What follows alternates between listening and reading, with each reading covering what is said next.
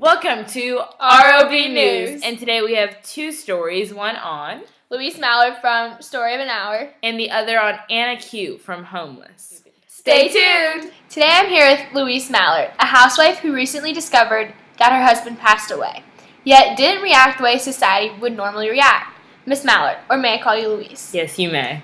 Louise, you can start off by explaining to us how you exactly were feeling when you heard the news of your husband passing. Well, Kelly, to tell you the truth, I first received the news through my sister Josephine and my husband's friend Richard, who initially received the list for the people killed in the railroad disaster. I acted the way anyone who was put in my shoes would react. I had taken the news as if it were the worst situation I could ever be going through.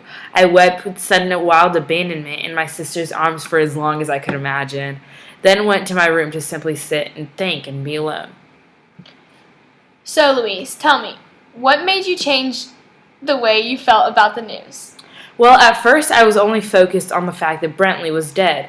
I hadn't had time to interpret what his death meant.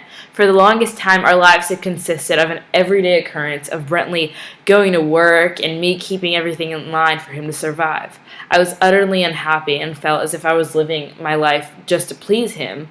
So therefore, I initially was devastated when hearing about his death. But when I went to my room to sit alone, thoughts began to roam through my head. What type of thoughts exactly? Well, they were thoughts about how my life would be without him.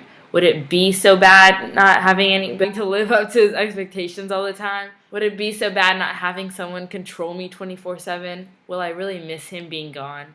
It was thoughts like these that made me come to a conclusion. And what conclusion was that? Well, I sat in my armchair facing my open window, noticing the trees and the nature outside that window for the first time. Can you believe it? I had never fully taken in everything that surrounded me because I was too busy dedicating my time to keep things running in my own household. Wow, so did you feel different? I did. I really did. I felt as if a weight had been lifted off my shoulders and I would finally be able to start enjoying life. This realization did not come to me easily, though.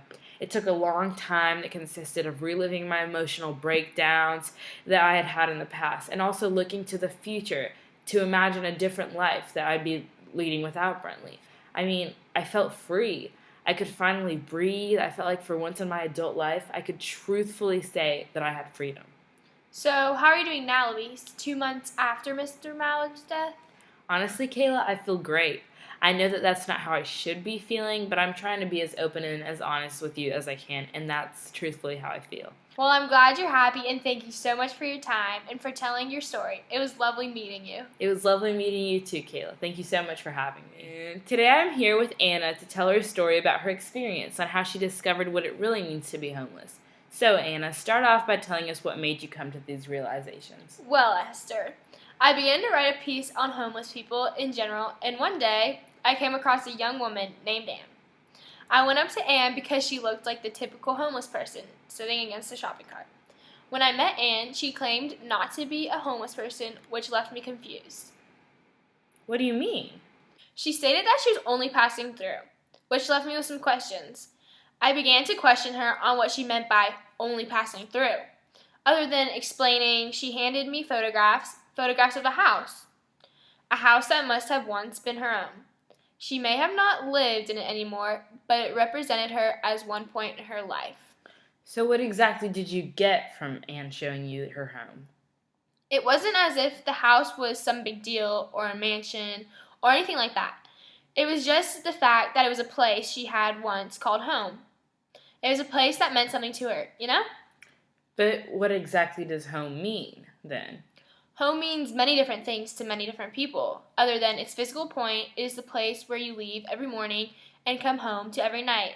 It is where you cry when you get in a fight with someone, where you laugh when you're having sleepovers with your closest friends, and the place that takes you in after a long day of stress. Other than it only being a place, it is a friend.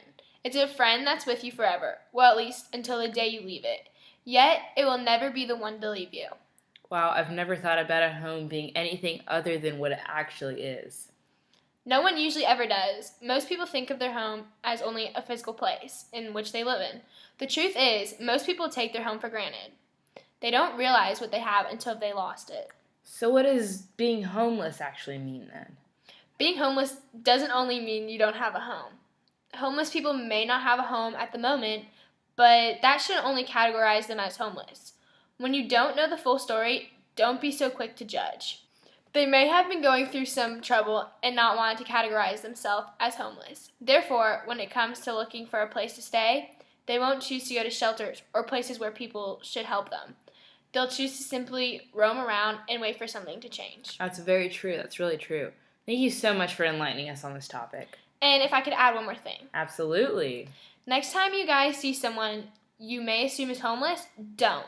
Maybe go up to them and ask for them to tell their story.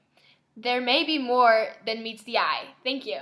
Thank you so much for coming on the show today, Anna. I loved hearing from you, and I'm sure everyone else did too.